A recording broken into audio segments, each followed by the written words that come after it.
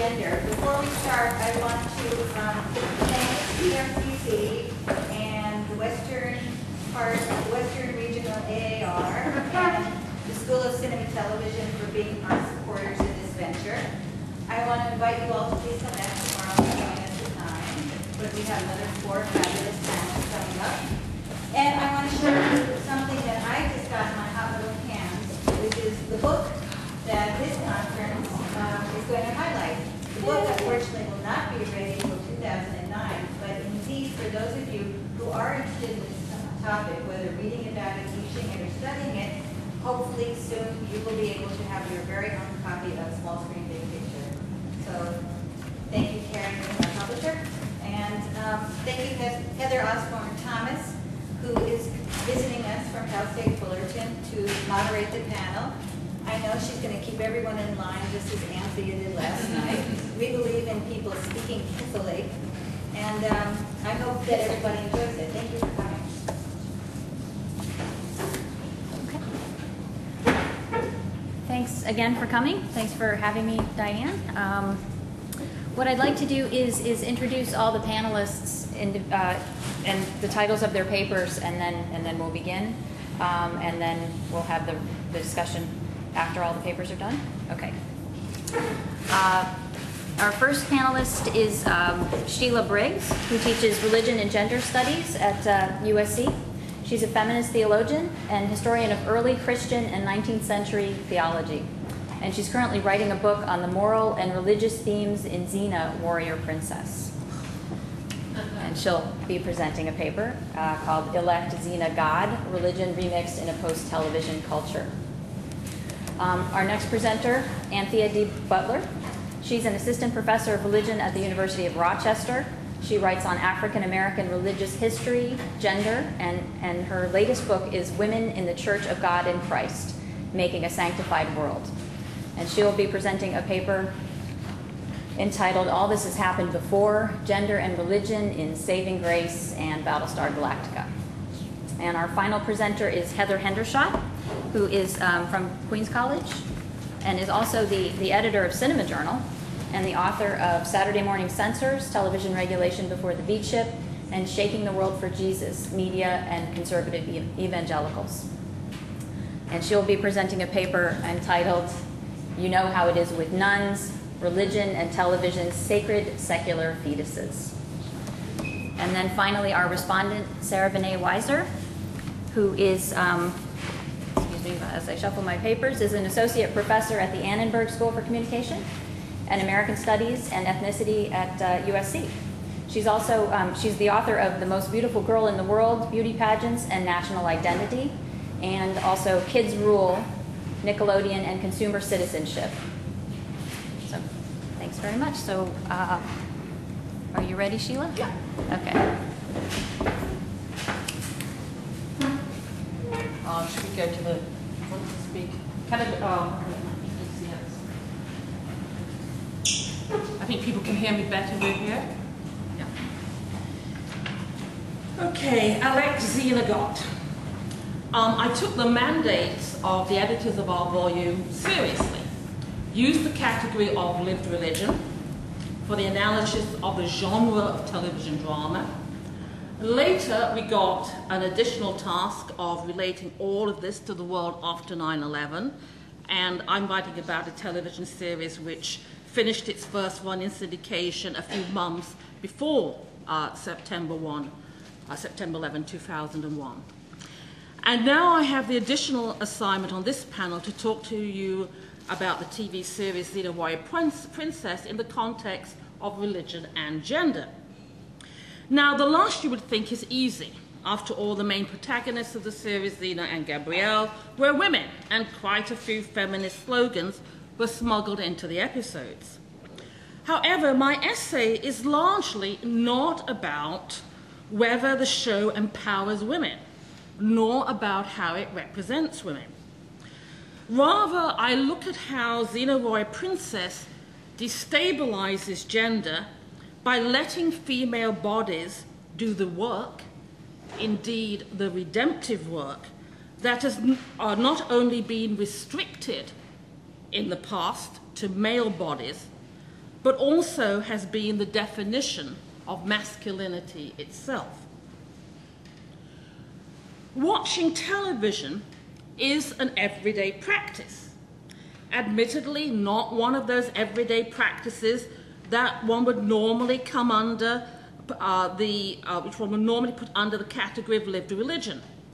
But in cult TV shows like Xena Warrior Princess, what they do is they offer their audiences the opportunity to connect their ordinary lives to the narrative of a hero, through whom they can vicariously experience a reality that transcends the ordinary.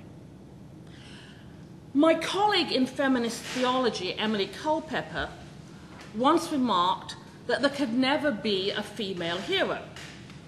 This was before Xena Warrior Princess aired, and Superwoman notwithstanding, what she meant was that the hero is everything that a patriarchal culture does not expect a woman to be.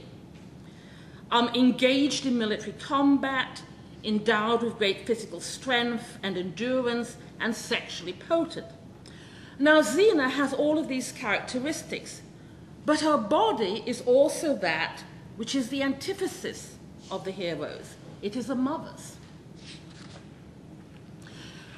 Xena Warrior Princess began airing in 1995, and in cult TV of the 90s, such as the earlier Babylon 5 and the later Farscape, we find the story of heroes who are torn away from their everyday world and, thanks to the new technology of digital special effects, are placed in hyper-fantastic worlds. They have to redeem the ordinary world that they cherish by giving up their ordinary lives within it. The emergence in the mid-90s of this trope of the ordinary person transformed into a hero in a hyper-fantastic world occurred at the moment when awareness of the consequences of rapidly accelerating technological advances became widespread.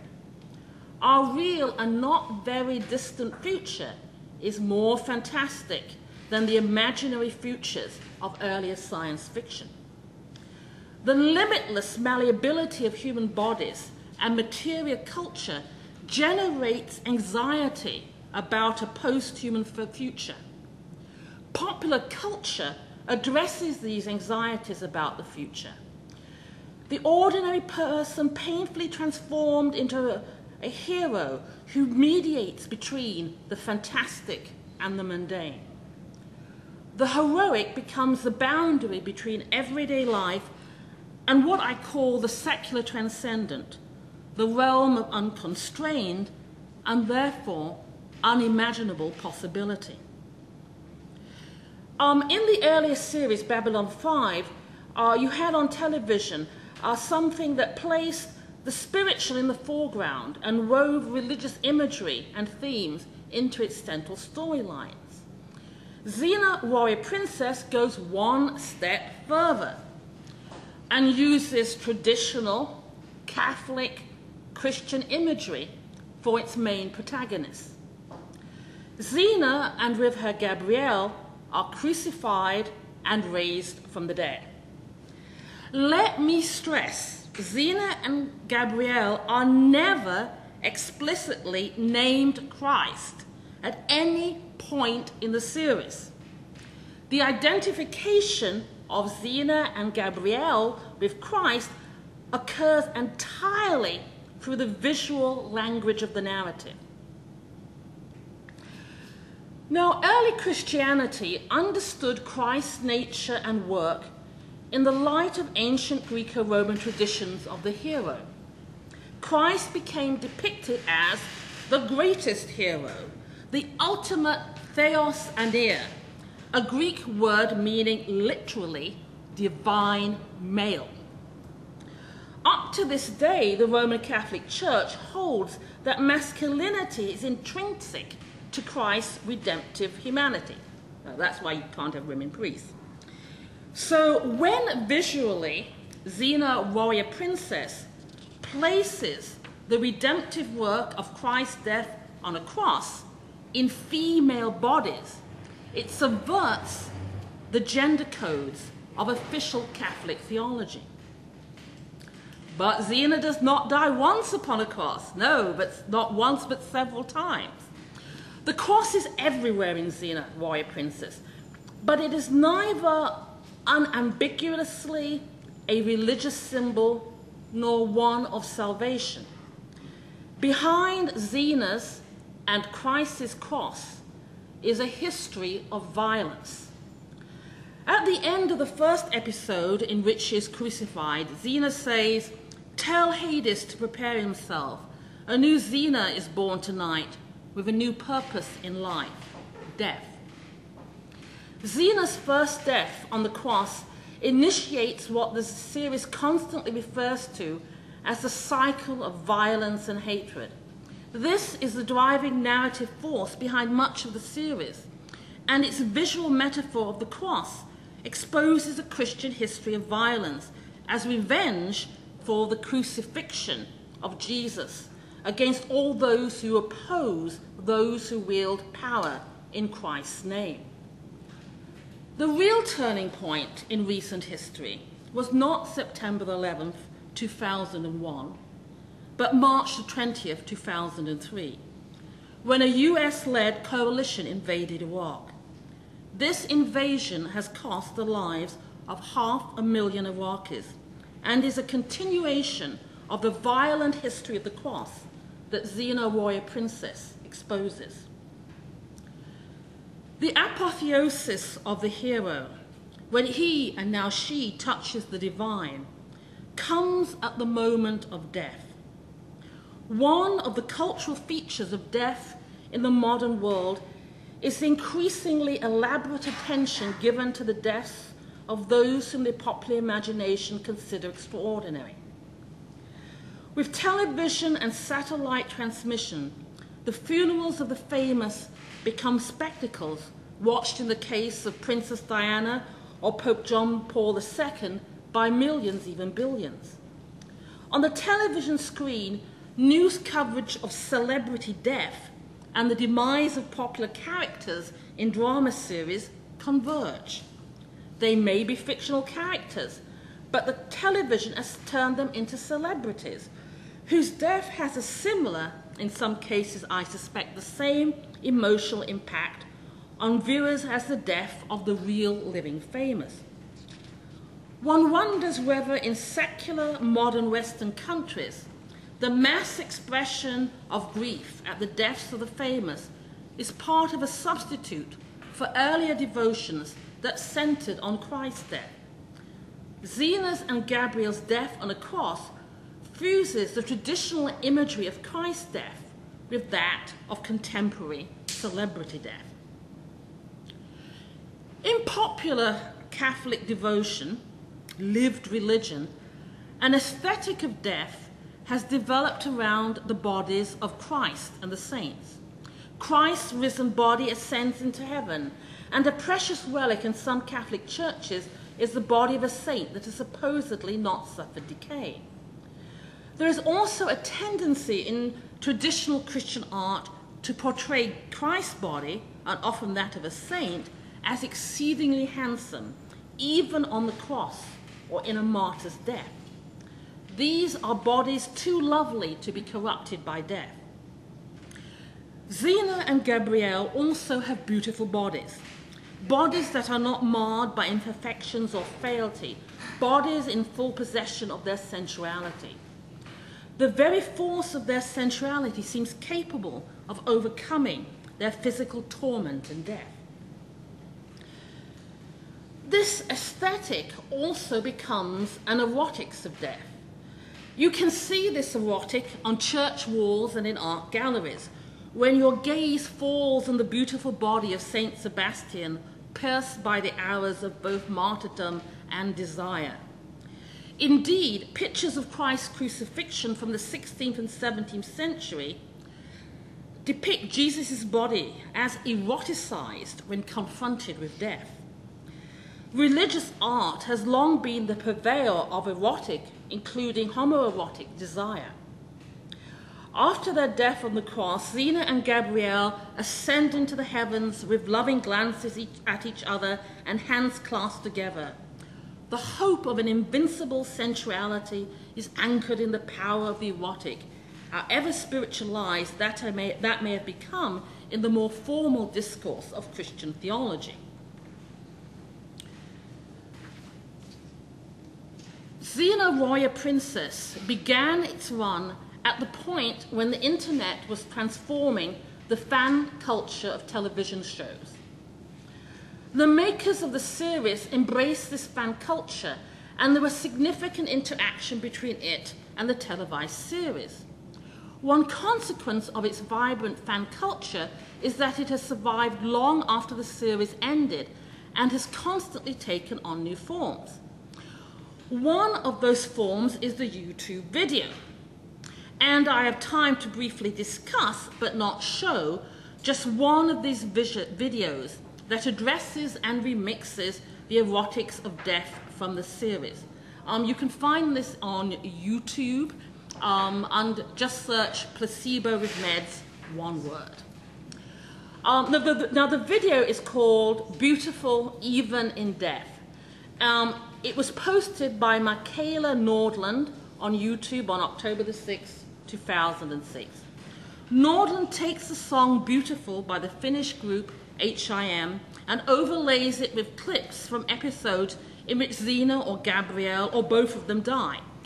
Dying is a rather frequent activity of Xena and Gabrielle, so there are several episodes and plenty of footage to choose from when editing a short video. There are no religious references in the music, and Nordland could have found enough footage to make the video without taking material from any of the crucifixion episodes. Instead, 3 minutes of a video 4.5 minutes long are taken from the crucifixion episodes.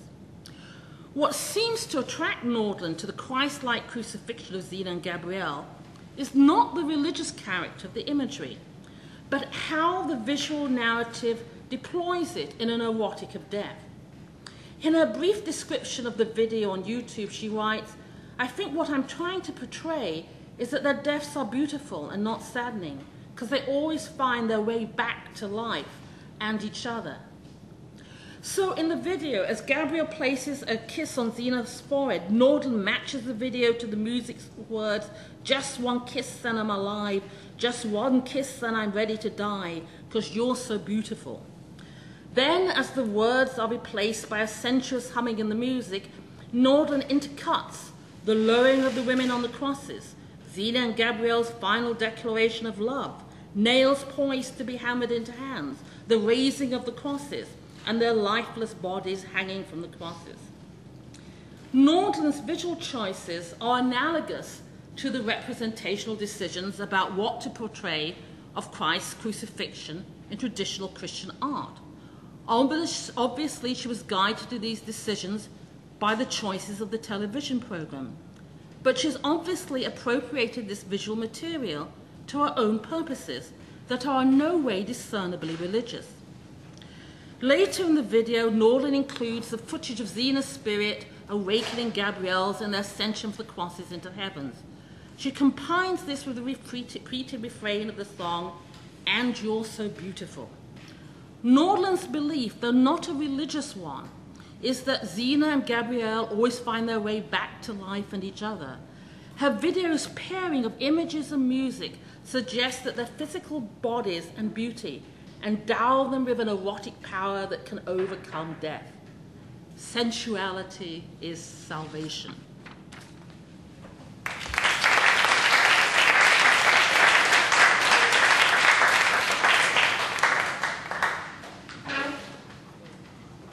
There are two disclaimers that I must give before I start this paper.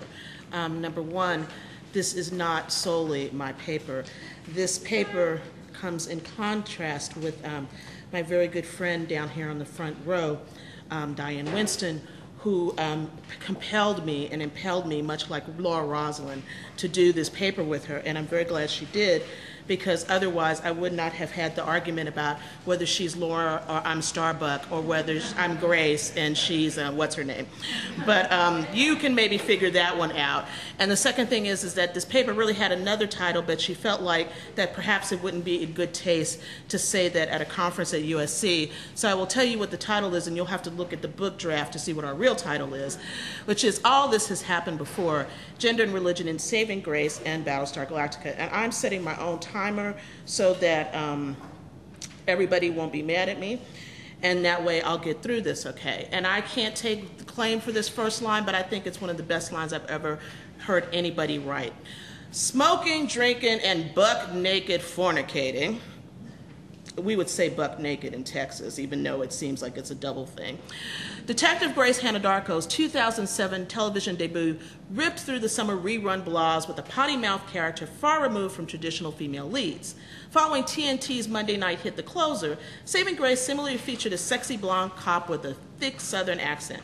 But unlike Brenda Johnson or any other television law enforcement official, Grace Hanadarko has a last chance angel named Earl, a redneck redeemer who literally sweeps her off her feet, alighting on a remote mountaintop where her spiritual zingers melt into thin air. Although reviewers nixed the supernatural twist, viewers related to Grace's dark night of the soul. That dark night deepened when, in the last scene of the first season, Grace pointed her gun at the priest who had repeatedly molested her as a child. Coincidentally, Saving Grace debuted several weeks after Kara Thrace, another small-screen bad girl, had died, been resurrected, and then gone on an extended hiatus with the rest of the Sci-Fi Channel's Battlestar Galactica crew. Like Grace, Kara, also known by her pilot call sign Starbuck, is a blonde spitfire with more machismo than most of her male colleagues. She drinks heavily, smokes cigars, and enjoys casual sex. Unlike Grace, Kara does not have a guardian angel, but she does have an avatar that, appearing both in her flesh and her dreams, avows her special destiny. Kara, the best pilot fighter in Galactica's fleet, runs from this destiny until, depressed and delusional, she embraces her fate and flies into a maelstrom. Her craft explodes, but in the last seconds of the season finale, she appears with the good news that she can lead the fleet to Earth. Our essay explores how television can augment, supplement, and supersede paradigmatic constructions of religious, particularly Western and Christian womanhood. For the past 2 millennia, women's religious options have been strictly defined. Women were rarely depicted as religious authority figures, nor did they wield much spiritual clout unless they, of course, were telling somebody else that they had a calling for God and they were charismatic, and usually that meant you smelt burning flesh or somebody got drowned at the stake. Neither bishops nor popes, rarely prophets or preachers, women occasionally became saints, typically after gory, gruesome martyrdoms. Of course, many times they subverted these constraints, often with dire results. But religion has played a role in ingraining gender roles, establishing women's and men's relationships to spirituality, sexuality, and power, shaping what they can say and what they may do and how they define themselves. And this also happens on the television screen as well. But with Kara and Grace's lives, we get an alternative. Rather than accepting these traditional prescriptions of a holy woman's role, the strength of these characters, despite the brokenness and the rambunctious behavior, is that their stories are redemptive. They stand as counterparts to female friends and colleagues who follow a more conventional path to redemption. And they hold out hope and elicit empathy from viewers hungry for new perspectives on both women and religion. By exploring Kara and Grace's calling, their religious worlds, and the ways in which their spirituality is refracted through gender, we hope to show how embodiment and performance of religious calling on television resonates with understandings of spirituality, sexuality, and power in real life.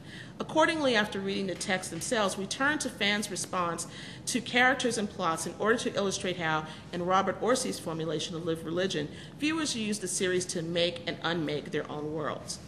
We'll also look just briefly today at Grace's and Kara's alter egos because in addition to their blonde machismo and special destinies, both have female colleagues and friends with strong, if more traditional religious callings, and also maybe a little less blonde in the bottle. Grace's friend, Retta, is an Oklahoma City Police Department criminalist whose Roman Catholic faith sustains her through personal and professional challenges. Kara's civilian boss is President Laura Roslin, political leader of Galactica's fleet, and who also has some interesting sort of physical, behavioral, and professional traits. Handsome brunettes, their competence and conscientiousness bespeak emotional maturity that seems to be absent in Grace and Kara. Despite working full-time, they also serve as mothers. Retta has 2 young children. Laura functions as a matriarch for the post-nuclear remnants of a human civilization. Both are comforting, nurturing presences whose applications of dry humor mitigate the rigorous standards of right and wrong. The women of Battlestar and Galactica and Saving Grace were conceived within a post-feminist world where women's sexuality is openly discussed, although rarely in an empowering manner. Rather, women who are publicly sexual, as opposed to sexy, are subject to exploitation, marginalization, and or shame. Where sexuality appears to make a woman strong, it is usually because she uses it to coerce or manipulate. Conversely, strong women, women in positions of power, are not supposed to be sexual.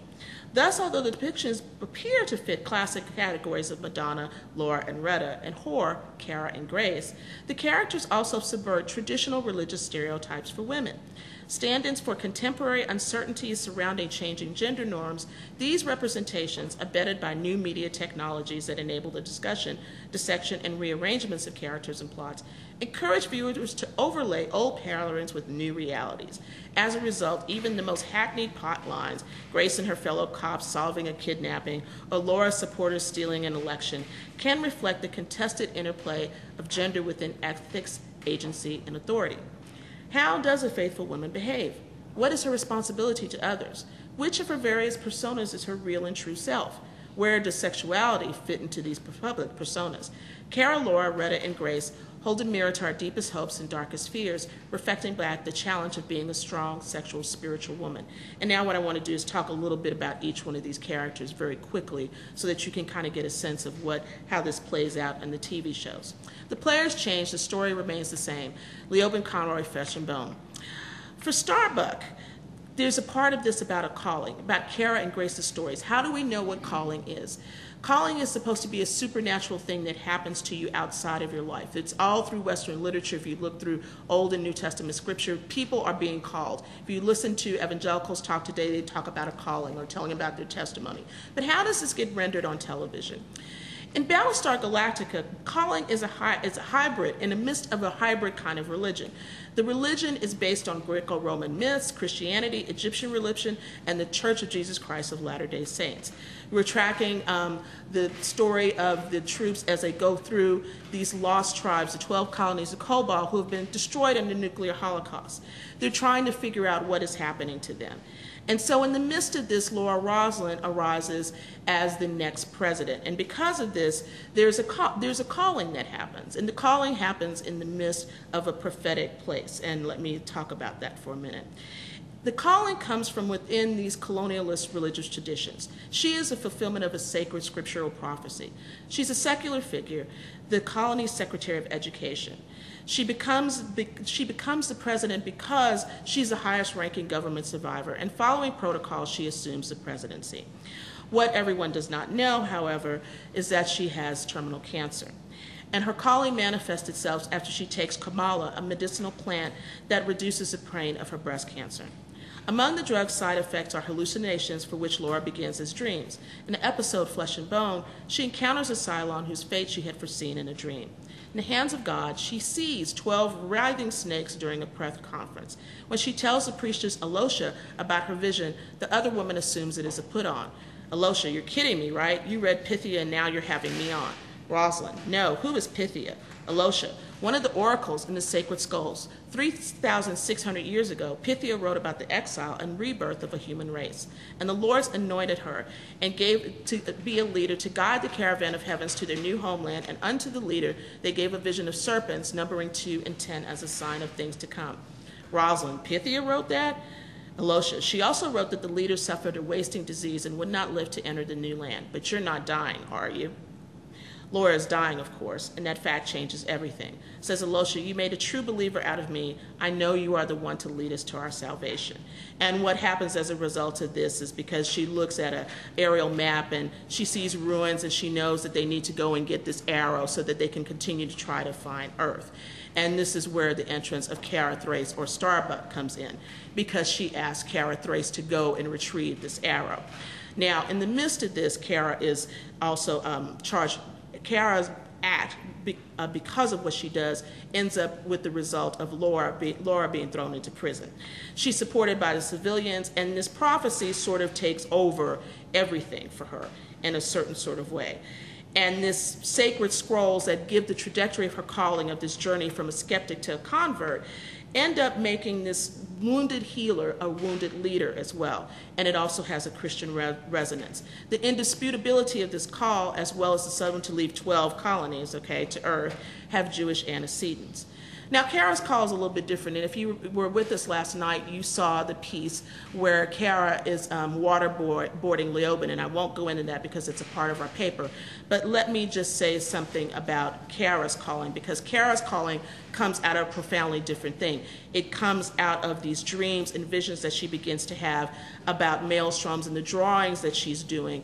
And so in one of the last episodes of one of the seasons before this past one, she ends up driving herself into a maelstrom, and she comes back and is reborn in a certain sense, and you're not quite sure who she is.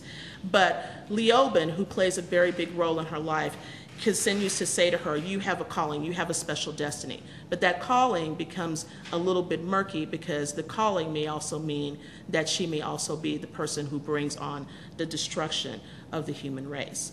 Now, what becomes very interesting about these two women in the midst of this is that for Laura's role as this sort of matriarch of the fleet ends up making her calling, making her a little bit more Madonna-like. In other words, she doesn't get to have sexuality. But Kara's sexuality is put out in front of the screen, in front of you all the time, because she's punching guys, she's sleeping with other people who aren't her husband, and even though she looks very boyish, there are many men that want her.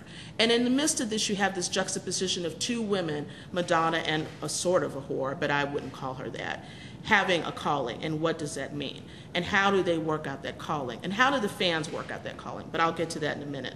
Let me talk very briefly about Saving Grace. Saving Grace is a little bit different, because Grace Hannah Darko, like Kara Thrace, has psychic scars that help explain her unruly persona. During her prepubescent years, she was raped repeatedly by a Catholic priest that she called Father Patrick Satan Murphy. As a young woman, she was victimized again when a one-night stand went bad and she was slashed. Her own pain and lack of resolution in her life drives Grace to mete out justice as an Oklahoma City detective. Her personal life and her career play out against the backdrop of losing a sister in the 1995 bombing of the Alfred P. Murrah building. Grace's only real familial connection is with her young nephew, Clay, whose mother was a family member that was killed in the bombing. Now, life for Grace, as she knows it, ends when, after a hard night of drinking, she drives her Porsche into a pedestrian. Trying desperately to revive him, Grace whispers, "Dear God, help me." When a scruffy older man appears and announces God has sent him to help, Grace assumes she's crazy. But when he unfurls a great set of white wings to prove that he, Earl, is indeed an angel, Grace fears that it is she who has come undone. In this initial response and in subsequent encounters, Grace makes it known that Earl's appearance is anything else but the enunciation of the traditional Christian good news. Rather, it is the beginning of ongoing resistance, as Grace, like many before her, rebels against the call. That first night, when Grace questions whether Earl is really the real deal, she finds herself transported to the Grand Canyon. There, Earl tells her that she is going to hell unless she turns her life over to God. When Grace refuses to admit she needs divine help, Earl stirs up a tremendous storm. Fearing for her life, she takes his hand, and he wraps her in his wings. There she feels the power of faith, which by her face looks like a lot of great sex, and Earl explains that he, like FedEx, is just delivering a message. So thus begins Grace's narrative arc of resistance and discovery. Throughout the first season, Grace struggles over what she must give up in order to turn her life over to God. Sleeping with her partner, lying to her friends, taking the Lord's name in vain, drinking a lot. All of Grace's bad behaviors are up for scrutiny, but Earl is not a deus ex machina, and Grace's path to salvation is anything else but conventional. Soon after Earl appears, Grace asks Retta, a forensic specialist, to help her decipher clues to Earl's identity and purpose.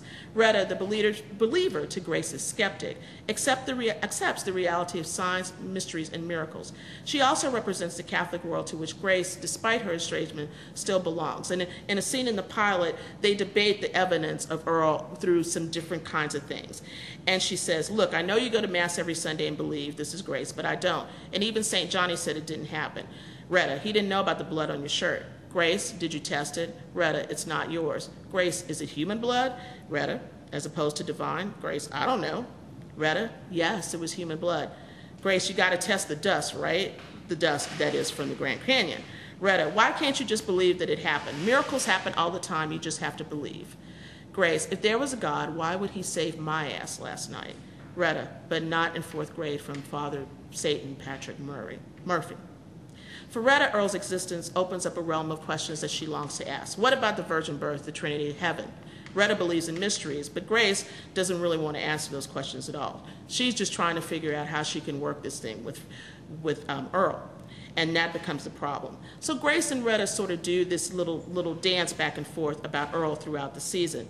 And throughout the season, what you see is Earl having these sort of confrontations, but it's also religiously ambiguous about this calling and how she works it out. But the calling is always worked out within the midst of this event that has happened. There's certain things throughout the season that sort of prick Grace and continue to go back to the original events. And the first season ends with a very poignant event of her sticking the gun into the face of the person who has molested her when she's a child. And I'll tell you what happened, but you'll have to read the essay for that.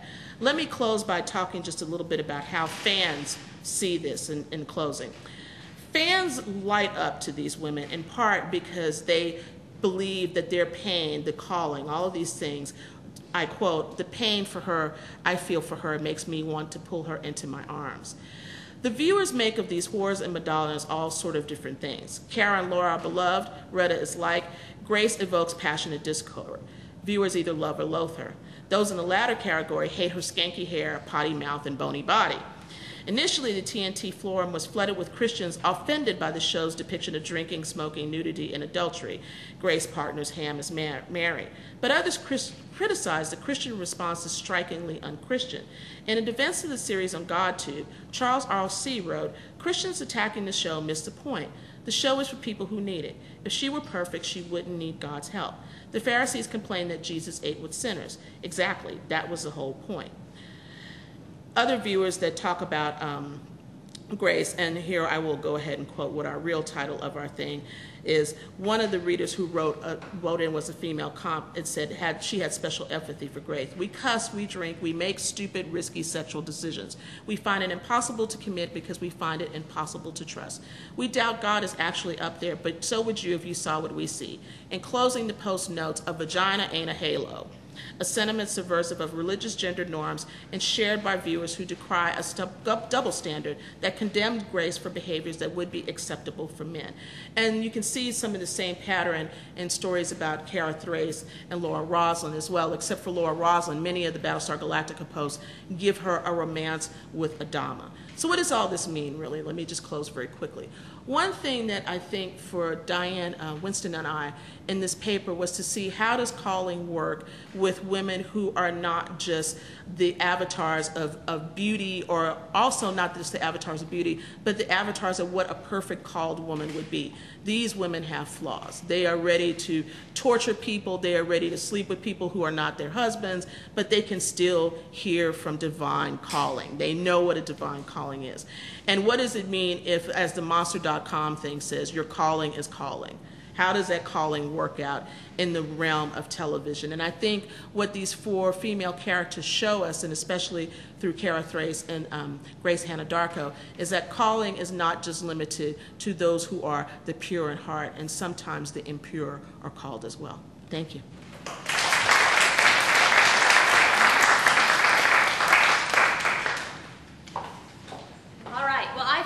I'm competing with the air conditioning, and I'm going to talk very loudly and possibly overcompensate. So I'm sorry if you're in the front row and I'm going to blow you away. With the exception of overtly religious programs like Touched by an Angel or Joan of Arcadia, television is widely misperceived to be secular. Yet television experiences a religious awakening the moment an unwanted pregnancy enters the picture. A pregnant woman contemplating abortion prays, talks to her pastor, or at the very least, debates the meaning of life with friends. This now standardized formula owes a great deal to the religious right, which in staging its opposition to legalized abortion in the United States, has fashioned a one-size-fits-all narrative to explain how women confront the possibility of terminating a pregnancy. All unmarried sex leads to pregnancy, birth control rarely works, abortion is always a traumatic experience with dark moral implications, having a baby is inevitably beautiful and fulfilling. It wasn't until 30 years after Maud's 1972 abortion that a primetime character on network television would again choose to have an abortion. In effect, anxiety about protests from religious groups, Catholics and especially Christian fundamentalists, led to a narrative blackout. To analyze how American television has represented abortion and religion, this paper will discuss House MD and Battlestar Galactica. The House fetus, in seasons 1 and 2 only, I will emphatically state, is resolutely secular, conceived not as an unborn soul, but as a benign or malignant parasite. The program implicitly challenges the Christian right's view of pregnancy, reproductive rights, and more broadly, normality and family values. Galactica ups the ante, grappling with religious issues and allowing for the possibility that God or gods exist, and that fervent religious belief can operate outside of a right-wing framework. Notwithstanding their many differences, both ask us to question the conservative Christian supposition that a fetus has rights and an ontological personhood superseding the rights and personhood of the woman who carries it. Only Galactica, though, is able to break free of the dominant TV formula whereby fervent and authentic, but not extremist or dangerous, religious belief can only be associated with Catholicism, and whereby religious sentiment is inevitably associated with conservative values. In the longer version of the paper, I go more into this idea about Catholicism as the normal way to be a fervent believer on television. Galactica allows for the possibility of a sacred fetus child as part of its religious mythology, but it also points to the very real dangers of sacralizing the unborn. In 1972, Maud had primetime television's first abortion. Meanwhile, her husband Walter debated undergoing a vasectomy. Although both Catholics and born-agains attacked the show, it was ultimately complaints about poor taste that dominated the protest letters received by CBS.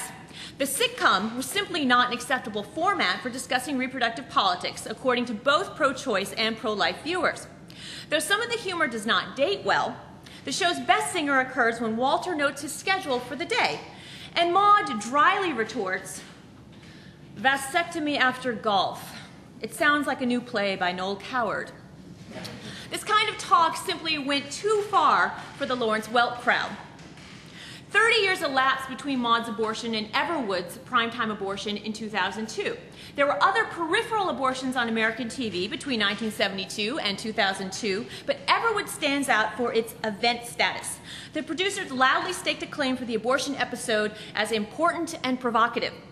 That the producers were, on some level, scared stiff is indicated by the title of the episode itself. If Maud's Dilemma was not a straightforward pro-choice title, it did at least point to pregnancy as a potential problem. The Everwood show on abortion has the disconcertingly neutral title, Episode 20. At the end of the episode, a pro-life Catholic abortionist goes to church to confess his sins, in a move that seems guaranteed to offend both pro-choice and pro-life viewers. In stark contrast to Everwood, House treats pregnancy as an ethically neutral medical condition, or more often as a medical problem. In the first 2 seasons of House, the fetus is resolutely secular, conceived not as an unborn soul, but as a benign or malignant parasite.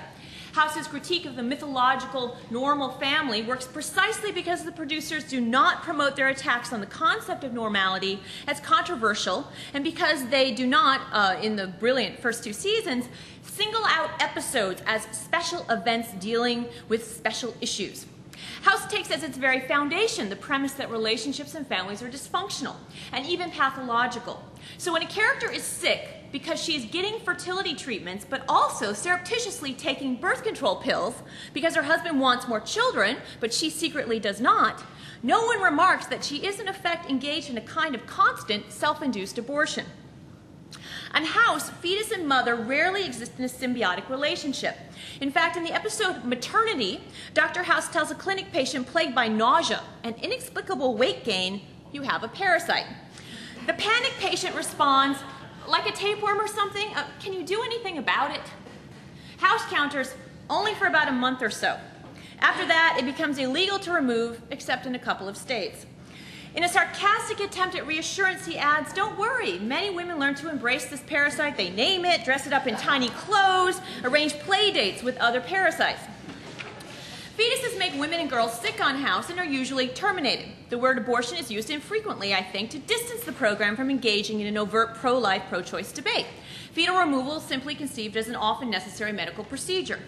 In the first 2 seasons, the show works hard to distance itself from sentimental depictions of the family and maternity, and in doing so distances itself from the fundamentalist and more generally conservative pro-family discourse. Further, right and wrong are not absolutes on the show. Its situational ethics are the polar opposite of the black-white morality promoted by American fundamentalist activist politicians and pro-family groups. On occasion, however, the program does go out of its way to deal directly with religion.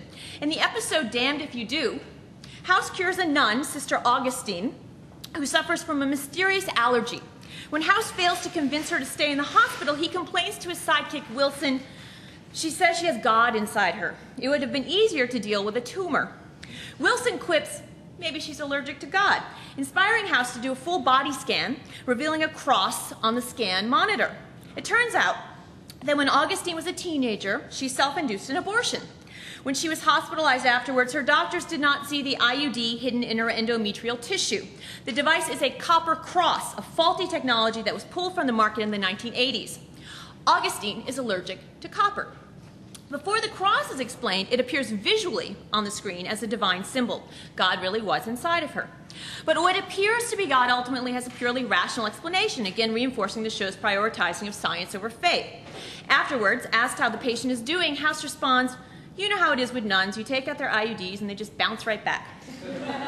Though House is flippant throughout, Damned If You Do does nonetheless provide a genuine opportunity to debate the meaning of faith. House could certainly return to its radically negative roots, but for the moment the show has swerved from its interesting original impulse, losing sight of its critique of conventionality and its near-obsessive focus on denaturalizing pregnancy and even the very core of identity. By the time season 3 concluded, the show's subversive procedural plots had become fully secondary to the concern with making House into a better, more conventional person.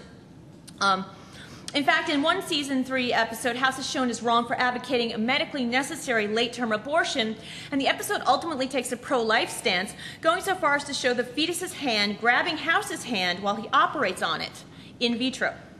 So much for situational ethics and moral ambiguity. Battlestar Galactica takes a very different approach in its insistent investigation of feminism, reproductive rights, and wide varieties of religious belief. Galactica uses its alternate universe status to challenge the norms of our world, creating allegorical narratives that raise concerns about contemporary America, and in particular the war in Iraq. But the show's most potent statement about contemporary politics may lie in its approach to representing reproductive choice, particularly in its first 2 seasons. Further, Galactica allows for the possibility of competing religious points of view without lapsing into Manichaean reductionism. The show never clearly maintains that any single religion is more legitimate than another.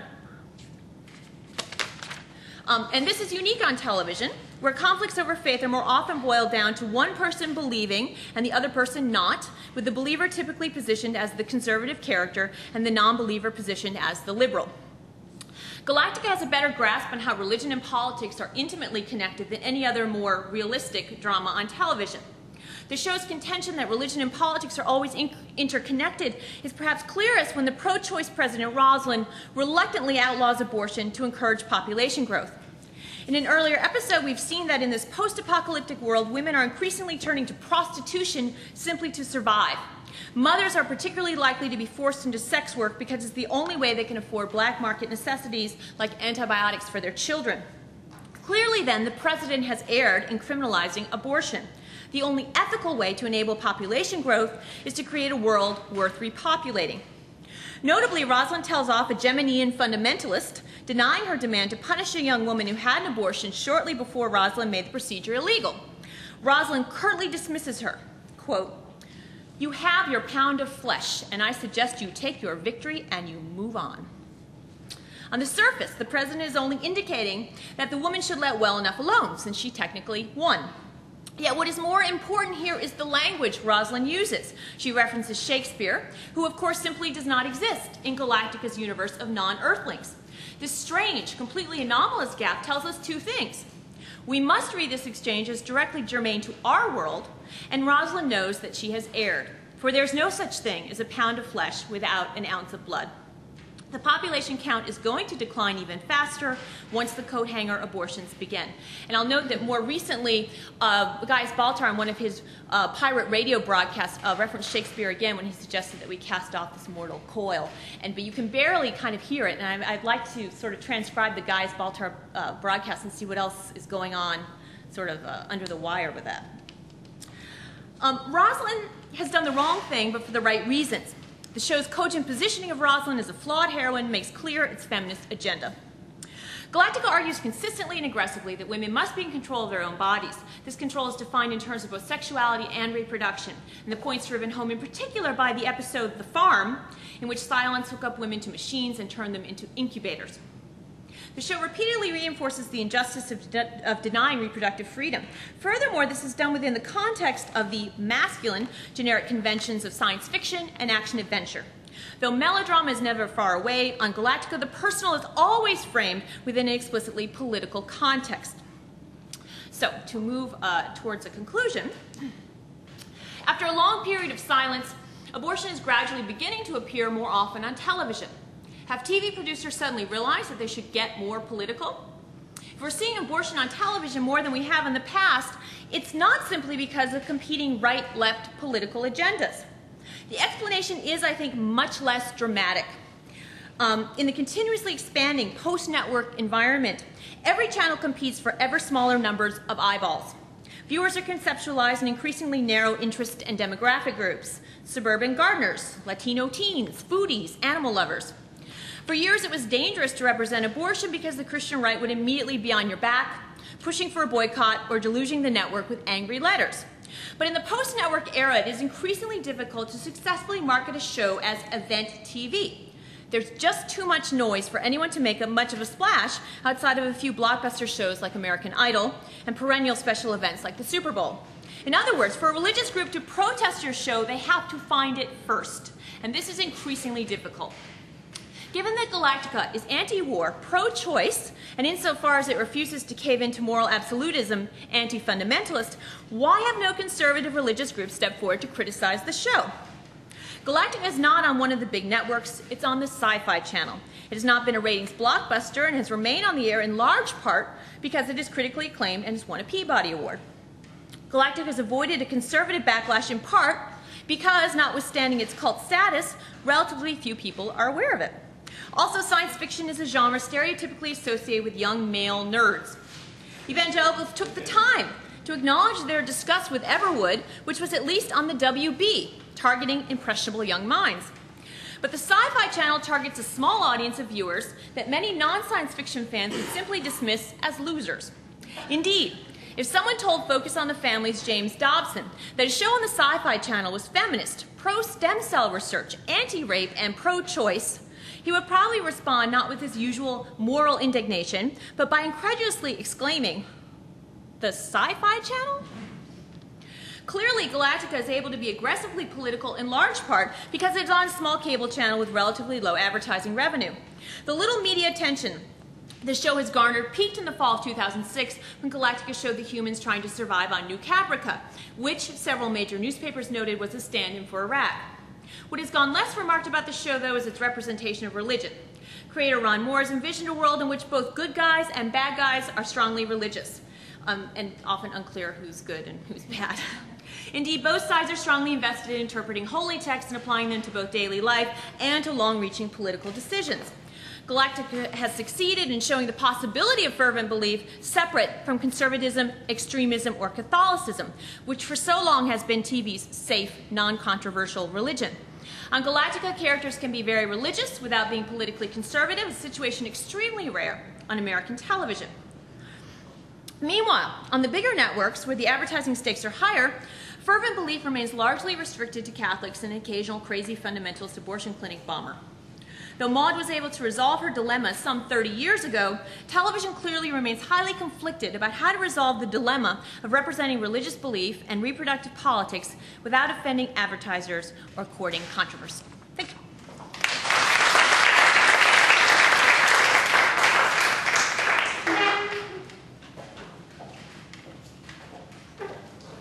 I feel like I'm already going to be slow and low energy after Heather, so I'll just say that. I want to talk a little bit about some of the questions that emerged for me after thinking about these three papers, and then also talk about how they relate to some of the questions that I've been exploring in my own work. I need to come clean at the beginning and say that I am in the majority of people, like Heather, that Heather just mentioned, who does not watch the Sci-Fi Channel. I'm not a fan of Battlestar Galactica. I don't know if that means I should leave now, or that I've never seen that show. I've only watched Xena a couple of times. I have seen, I think, every episode of House, so I do have, that kind of credibility. But I do know something about gender and television, so that's what I'm going to discuss for the next couple of minutes. The different shows that are discussed here and their different television genres, sci-fi, drama, Maude is kind of a comedy drama that you talked about, Everwood is another kind of drama. They all deal with different aspects of gender identity as they're performed within a religious context. And one of the things that I think that all three papers made clear was that they also deal in some way with the messiness of gender and the way in which gender is kind of performed on an everyday level in mundane life, and how religion can be used as a particular kind of lens to explore some of this messiness, some of these contradictions. They all deal with different aspects of gender identity. So it's not just kind of what it means to be feminine, what it means to be a mother, and Anthea's paper, it's about the calling, what it means to have a calling.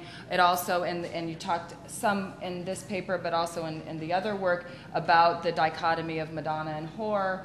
And Sheila's work, it's the redemptive work of Xena as Christ, what it means to kind of occupy a male subject position in that sense, in the sense of being Christ. Heather's paper, it's really about the results of sex, right? What happens and how you have to deal as a woman with things like pregnancy, unwanted pregnancy, how television deals with that. So all of them have different aspects of gender identity that they kind of tap into and explore through the lens of religion. So religion, my comments are kind of broader comments about what that means. Religion provides a venue through which gendered identities can be troubled. Why? What is it about a religious frame or a religious allegory that allows for the dismantling, or as Sheila said in her paper, for the destabilization of gender identity? What do we need, or why do we need the material and the material formation of religion, the identity of religion, to open up questions of gender, to denaturalize power relations? I would say, just in thinking about this, that religion offers both the conditions of possibility for denaturalizing gendered identities, even as it simultaneously constrains and contains those very possibilities. The frame of religion, it seems to me, holds out the promise of transgression. Although, and you all know these shows better than I do, I'm not sure that that promise is realized. The promise of transgression, if it is about, for example, Anthea, your work on Kara and Grace, it's the promise of transgression, and there are some boundaries that are transgressed, but there's also that framework of Madonna and whore that is so, tragically familiar to us, right? And so I'm not sure the transgression is actually realized. Heather, in House, you talk about how the first two seasons, really, there were these incredible moments, when the dialogue on that show really questioned things about gender and about identity and about religion, and then kind of closed down, right, and was domesticated in the later seasons and really kind of cleaned up its act in that sense. So the promise of transgression is there. I'm not sure how and in what ways it's realized. Gender, like I said earlier, gender is messy and it's contradictory, despite dominant discourses to the contrary that frame masculinity and femininity as naturalized, idealized concepts that are easy to understand, easy to read, and easy to decipher. Religion, I think, is also messy, also contradictory. despite its naturalized formation, despite the way in which it is seen to be something that allows one to decipher the world. So it makes sense that one would be a venue through which we can talk about the other. Again, though, one of my curiosities about this dynamic is why we need something else to talk about gender. Why it is that we need this discourse, this vocabulary, or this lexicon, religious lexicon, to parse out the contradictions and problematics within dominant constructions of gender. So is religion or religious allegory, is that a site of transgression, one that can, in fact, destabilize gender, as Sheila had argued in her paper? Or is religion, at least the dominant representations of religion, already structured and as such a gendered space that the possibilities for destabilization are incorporated back into a more traditional or conventional framework? In other words, is religion itself already so gendered that it provides a kind of venue to talk about gender, when in fact what's happening is that they're incorporated into themselves into a more conventional paradigm? This kind of leads me to some of the questions that emerge for me from these papers in terms of my own work and what I've been thinking about. And I've been thinking, what I'm specifically interested in is the contemporary cultural context of consumerism and gender and media. And all of these shows are contemporary, except for Maude, I guess. But even Maude could be said, 71. So 72. So, but all the other shows are contemporary shows.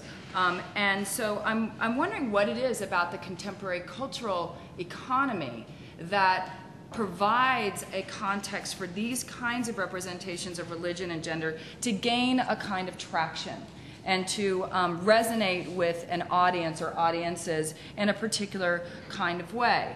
And I would say, just on thinking about this, that the cultural economy, the current cultural economy of television, encourages a gendered representation that is marketable as a commodity in this particular economy. And just briefly, I want to talk about that, and then I'll open it up for questions. And Anthea said that I can't remember if it was Grace or Kara or both, I would argue both, were post-feminist icons. Right, in the sense that there was a certain kind of celebration of the body, celebration of sexuality, empowerment through the body. Xena clearly is a post-feminist icon. She's kind of a kick-ass woman who is also about exploring sexuality. She refuses to settle into a sexual identity and instead keeps us guessing. That's part of her appeal. Who is she? What is she? Who does she sleep with? Who does she want to sleep with? The kind of keeping us guessing that is part of this post-feminist identity that is so marketable in this particular moment. They're not afraid, as you said, Anthea, Grace is not afraid to be potty-mouthed, right? She's not afraid to smoke cigars. She's neither, or actually, Grace or Kara or Starbuck, they're the same person, right? Okay, I didn't say that. Grace or Kara or Xena are all very comfortable in stepping into a masculine role, easing into this, challenging it, kind of, flipping off people from that position and saying, this is who I am, I'm female, I'm empowerment, and so on. The kind of definition of the post-feminist icon in the contemporary cultural economy. The definition that has been so marketable and presented to us as such a commodity through anything ranging from television shows to clothing to sexual practices to all sorts of different kinds of commodities. So they clearly seem to me to resonate within that economy.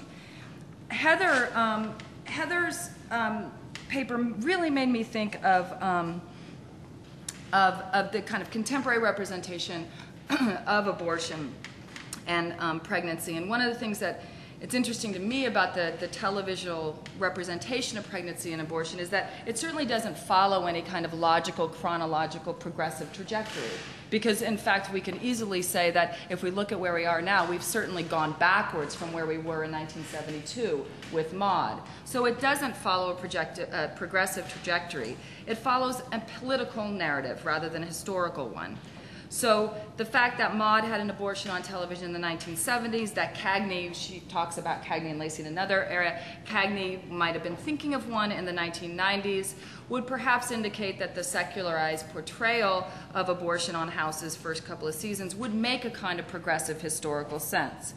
But however, since that airing of House in the first season, we have had in broader media culture what I would call, in the vein of Robert Goldman's commodity feminism, commodity pregnancy, where pregnancy has been given a particular romantic frame that is then sold as a particular kind of commodity. We don't have to look very far to find commodity pregnancy. We have the glorification of pregnant celebrities in gossip magazines and television shows. We have new fashion lines determined to make the pregnant woman sexy, desirable, and fashionable instead of tired, bloated, and wearing sweatpants all the time. We have public forums that are devoted to celebrity baby names and why they're so stupid. And, well, some of them are why they are so stupid. We have baby watches that often take place in exotic places like Africa and the south of France, where we sit waiting, breathless, for another celebrity to have a child, and all the kind of hoopla that goes with it. Makes you feel sorry for all those poor women who have babies in local hospitals, you know. But we also have what seems to be a new film genre in which young, beautiful women get pregnant and have children. I'm thinking here of Knocked Up, Quinceañera, and Juno. Very different films. All three very different films. All three have very different politics, but the idea of the baby as a blessing is present and sustained in all of them in different ways. Then, of course, we have even a broader public representation of pregnancy and motherhood and how it relates to our own life. Again, with the celebrities, the obsession with Britney Spears and her fitness as a mother, her 17-year-old sister Jamie Lynn Spears, whose pregnancy caused Nickelodeon to ponder over whether Linda Ellerbee would air a special edition of Nick News that talked about sex and pregnancy outside of wedlock.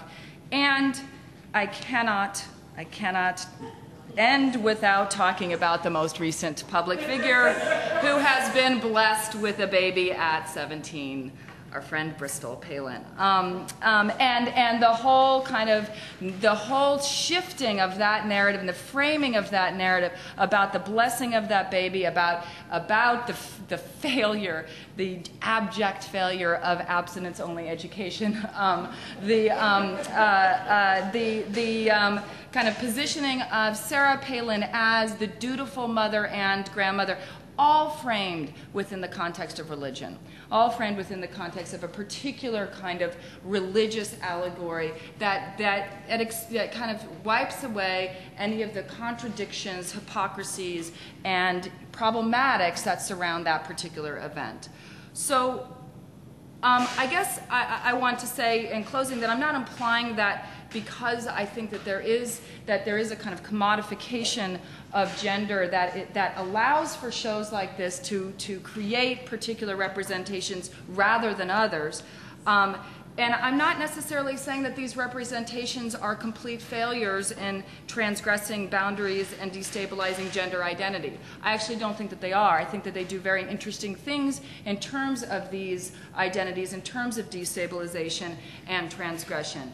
But I am saying that that the contemporary cultural economy helps shape this potential destabilization. It helps give it a kind of logic, and so it assists it, even as it seems to be positioned in opposition to it. So that the presentation by these kinds of shows of a commodified gender trouble to TV watchers as a kind of purchase that we can make and targeted to a market of consumers makes a kind of perfect kind of sense. So anyway, thank you.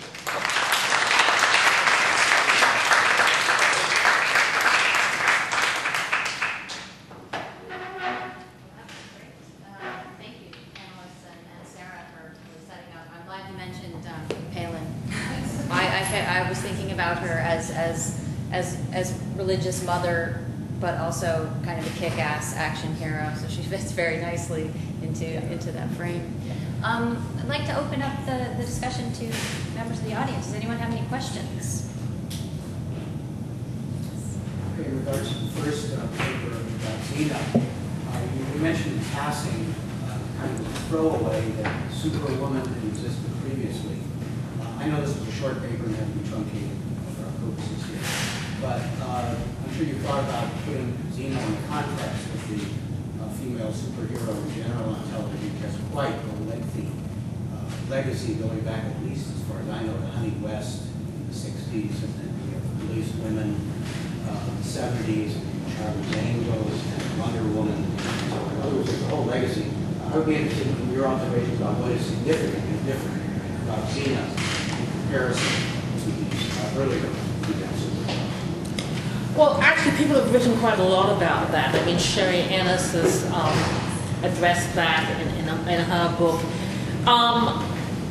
I think what is really interesting about Xena is that she goes back, she redefines the cultural roots of the hero in ancient Greece.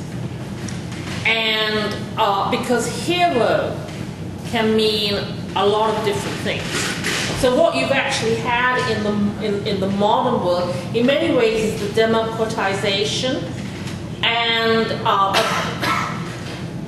at a certain sort of secularization of the hero, so that the creation of the anti-hero, whereas Xena is very much in the model of the ancient Greek hero, who precisely, and that was what I was trying to get at, sort of mediates between the ordinary and the superordinary, is the extraordinary, the transcendent, and although Cagney and Lacey is great, and Superwoman is also great, I don't think they sort of have this story of redemption, this myth of redemption attached to their stories.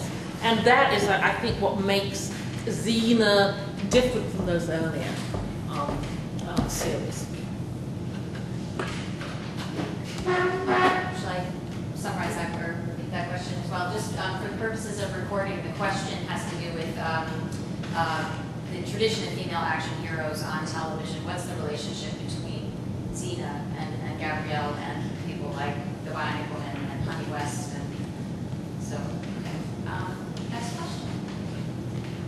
As a comment, maybe you could respond to. I really liked the questions you came up with at the end, and you got me thinking about this kind of competing dialogue that's going on around religion and gender, because on one hand, all the projects you in your papers deal with detach, religion serves to detach gender from the body. So you have kind of this freeing of the body where you can have the masculine female who is motherless become the hero in some way, or where the body is not immediately, the actions of the body are not immediately associated with a particular gender.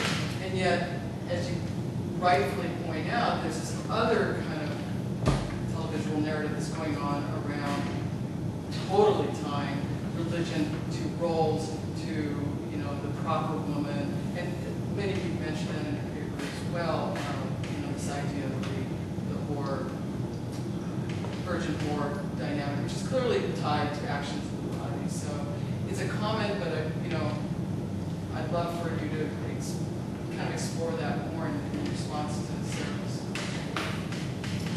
So, exploring the way that religion provides a frame for both destabilizing gender identity, but also sort of restricting it as well, as Sarah said. Yeah, I've been thinking a lot about Grace and Kara, because I think in some ways, where they play around with their sexuality, they're very open about it and everything else.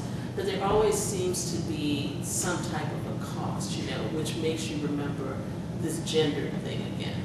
And so what ends up happening, I think, is that, I don't know if writers really mean to do this or not, but it seems that they allow these women to go loose for a while, you know, and they can act in ways like men, but they always want to penalize them. That comment that I made about one of the fans saying, why don't they talk about the men on Saving Grace? You know, they're whores too, they sleep around, you know, but it's always, you know, people come back to comment upon Grace. And even in the times where, let me use the converse with Laura Roslin, if she's not showing sexuality with the Dama, then the stories are made up so that she can be sexual with the Dama. So there's a whole piece of the paper I talk about where you know, Diana and I looked at the websites, and she's talking about how people make up these fan zones of, you know, Laura Roslin having this romantic relationship with Captain Adama. So, you know, I think, but what I wish I could get to, and maybe this is much too long for what we could have done in this particular chapter, is, you know, gender is always performed. What's the end performance?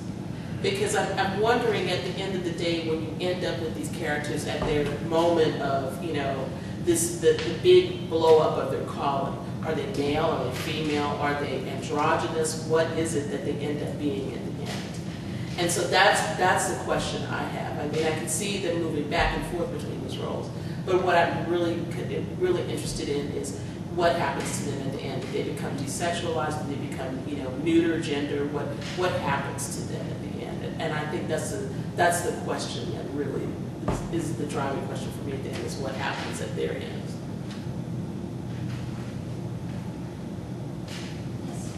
Anthea, I was interested in, I haven't seen either of the shows, any episodes of either of the shows that you discussed, but I was really struck in your comments about crucifixion, Christ imagery, and then Madonna and poor. I'm wondering if you see any influence of the Jesus movies, especially the epics and so on some of these representations in terms of how the crucifixions are shown, or in the Madonna-whore relationship, which you find in a lot of the Jesus movies, this sort of subplot of Mary Magdalene and Mary, mother of Jesus, you know, living in one household and hanging out together and joined by their love for this man. I don't know whether you saw any of those sorts of, You know, of interaction with film in addition to art and things that you mentioned. I'm going to tell Diane if she wants to jump in, she can jump in here, but I'm thinking about that part in Saving Grace where there's two things in Saving Grace. One, she gets shot in the chest, and there's a piece where there's this big kind of blood spatter on her, which is kind of like a crucifixion thing. And then there's, help me remember this, there's another scene where she's with Hammond, she's had sex with him, and he leaves her chained up to the bed. It's like the crucifixion, and she's naked. And, you know, which is how crucifixion really would have happened. And Earl comes in and talks to her, he doesn't unhook her from the bed, okay? So they have this big conversation, and he's written something on her back, but I can't remember what it is. Maybe he wrote something on her backside or something. And she's just there, and, you know, and Earl's having this conversation, but he's like, well, bye, I'm not going to unlock you. You know, I'm going to leave you in this bed. So there's these images of crucifixion that sort of appear, but they don't appear in the ways that you think they're going to show up. So I'm not quite sure how they want to connect it to Grace, but definitely themes of blood and all of that and pain and sort of, you know, the spread apart kind of thing are there.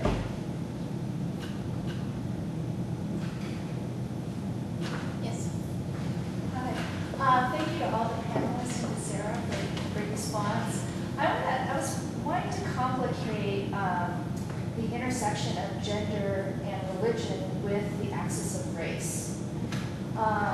And kind of talking about, it's true that all these papers kind of detach, religion allows them to kind of detach from the gender of the body, but at the same time the medium television reattaches it to a racialized body. And I was really struck that, say, Kara, Grace, and Xena are white women, right? And I know in film, oftentimes, you know, women of color characters and the actors who play them often take the roles of spiritual mothers. For instance, I'm thinking of anything that Whoopi Goldberg is in. Yeah, she's never having sex, you know. The Oracle and The Matrix.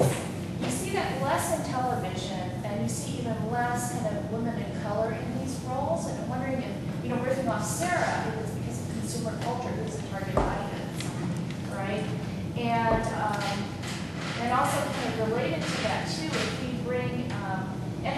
kind of the terms change too, and this relates back to Heather's paper, where you have this kind of change in the discourse of, you know, I'm really struck that Bristol Palin's is, her fiance is called the baby daddy, right, or the baby mama.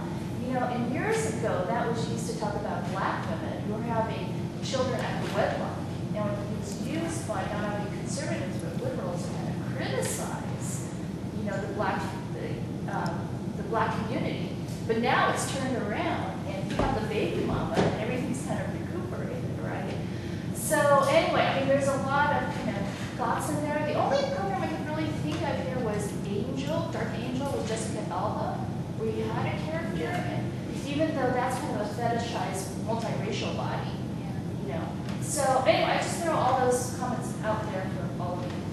And Well, I'll just say that there's a, you know, part of what I'm working on is how the idea of extremism is negotiated around religion, and how can you be really religious without being extremist? Is that possible? Catholicism seems to be the safe space to do that, often on TV. But one way that religion is dealt with in film and television and popular culture is through, if you make a black woman religious, that is somehow seen as safe and normal, and it just can't be extremist, because for a black woman to be religious is sort of cultural.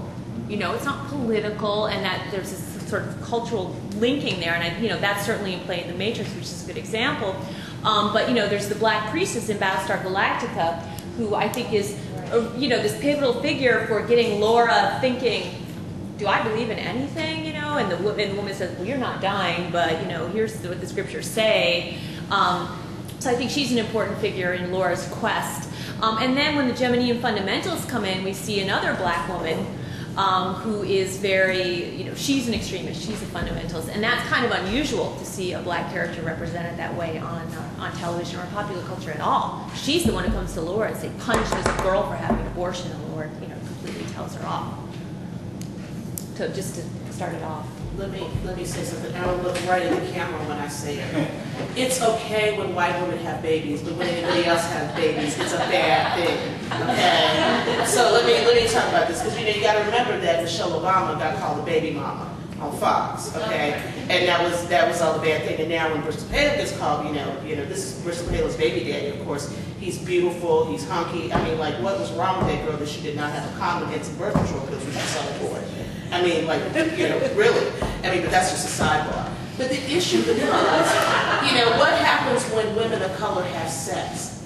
Havoc is wreaked upon the world. And we can't do it on TV because God made a black woman having sex, she's Jezebel. And so we need to desexualize her and make her a church woman, okay? So you're never going to see, if Saving Grace was like, Vivica Fox, instead of her, that show would never lasted the whole season. Okay, but because it's, who it is, it's okay. So whenever you have women of color having sexuality or complexity or religion and everything else, it's a violation, okay? But it's okay if somebody white can have that, because we can ascribe other things to them that will make them be okay. And see, this is the whole thing that's happening with the Bristol Palin narrative, is that she's being ascribed with, oh, look, it's just all wonderful. Forget about the talk that, any place else that would have been sin. Okay, and a Christian narrative. How do you change this narrative from it being sin and hiding that girl out to putting her on the front thing of the Republican National Convention with her baby daddy? And they ain't married yet. I mean, I just call crap on these people. I'm sorry, I have to get that on the crate. But, I mean, this is what we're faced with in these TV narratives, too. So that, other people don't get to act out. But it's okay when the whiteness ascribes you to be able to act out. I would just add to that to say that in the sense, in the kind of the sense of the cultural economy and how these things become certain kinds of commodities or the representations are commodified, that race is a perfect example of how it is that religion can be a framework for certain kinds of transgressions but not others. And so the transgression that you're talking about is not marketable as a commodity because it's too threatening, and so that transgression can't take place. Whereas the post-feminist, kick-ass, white woman having sex, tied up, everything else, that can be marketed at this particular historical moment as a commodity. So it's not the case that any transgression will do, right? There's only, you know, certain ones can take place, and as they're taking place, they actually eclipse others and prevent others from taking place. Yeah, like that. I wonder, Jamie Lynn's pregnancy didn't go over well in the media or in public opinion. So I wonder the role of, and what's different in those two narratives is the role of religion. I mean, Galen was doing it in a Christian context, and Jamie Lynn was doing it in a Hollywood context. Jamie Lynn also had a sister group. Right, she had a story that she didn't. Yeah, so this is just like, look at this family's a crack, you know. But that's the schadenfreude of, you know. I mean, staying on Jane's thing about race, I mean, I think that the commodity and market are not just metaphors.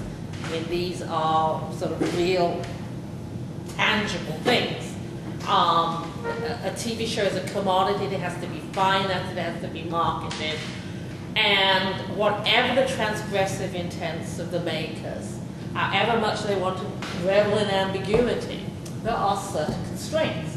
So, for instance, Rob Tapert, who produced Xena, before he did Xena, he wanted to do a television series which had a black female actor as a superhero.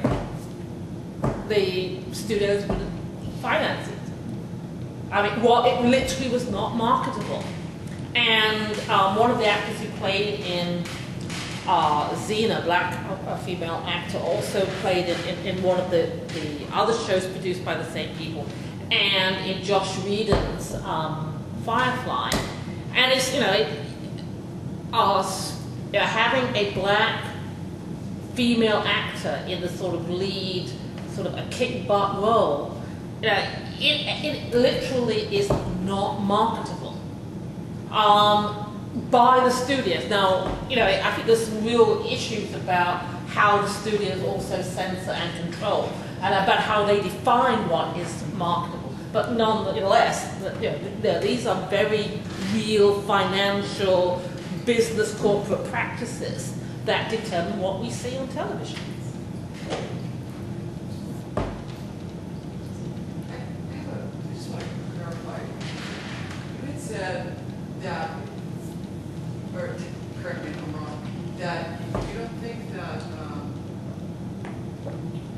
you can represent religion or observant religiousness without being kind of extremist. Am I correct? Because I'm thinking of the West Wing, the president in West Wing, who is a very religious man and then makes very secular decisions. And I'm thinking of Joan of Arc, which you framed as a highly religious text, and I actually argued it to be an agnostic text. So it seems like there has been this kind of history of,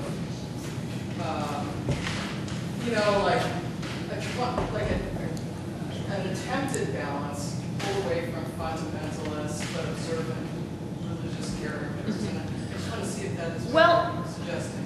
I haven't seen enough of Joan of Arcadia that I think I could fully rebut, an argument about being agnostic. What I have seen, I felt, and part of it was knowing that the creator was deeply Catholic, very observant, and that she had met with our group, I guess 2 years ago, and shown us an episode, talked about it, and said, here's how I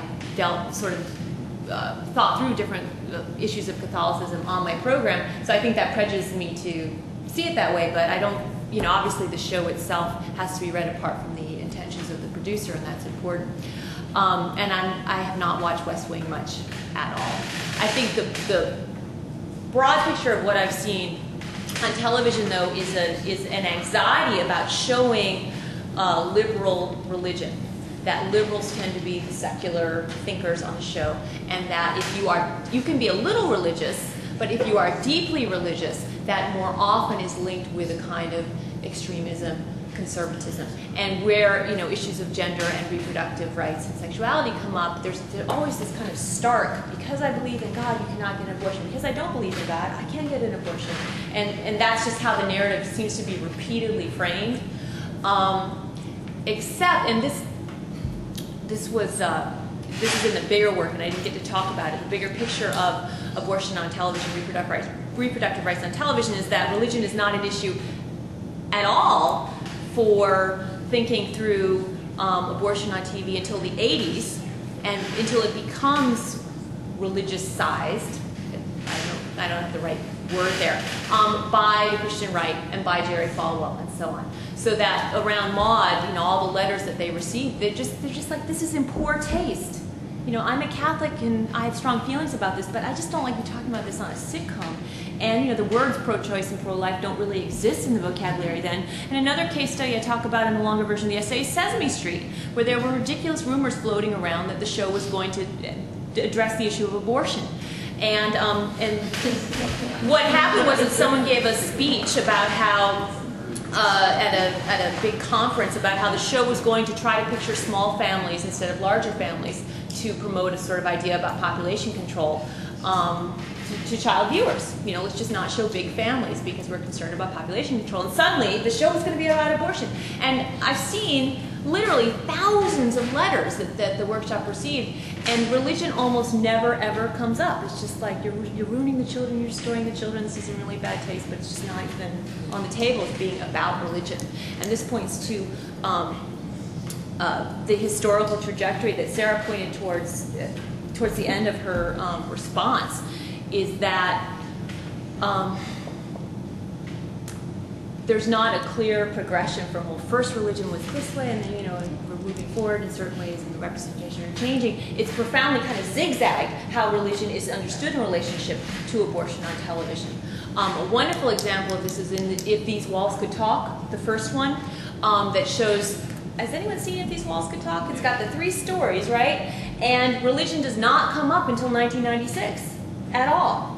The first story is in the 50s with Demi Moore, and the third story is at the abortion clinic where the woman takes off her bulletproof vest after she performs an abortion, is immediately blown away by a fundamentalist freak. And then the middle story is with Sissy Spacek, who is right after Roe v. Wade. And she's the only woman of the 3 who chooses not to have the abortion. But it's the only place where feminism exists as a discourse for her to tap into. The women around her are very supportive. It's just so fascinating how that story is dealt with so differently than the stories around it, in which having an abortion is inevitably going to result in horrible murder and bloodshed and so on. So I don't know, I just spun all over the place. But I just think the big picture is, yeah, we can find a few examples of religious people who are not intolerant and not extremists and not fundamentalists, but I think that's in the minority on television. And I think that can change some because of the commodification issues that we're talking about and what can be sold and so on, but specifically because it's a post-network environment in which so many different ideas can be expressed because the audience is so small, because there are so many fewer advertisers at stake, that you can try more interesting things and actually have someone devout who's not aberrant because they're devout. Okay, I'm afraid we're out of time, unfortunately, but come back tomorrow. Participate in more discussion.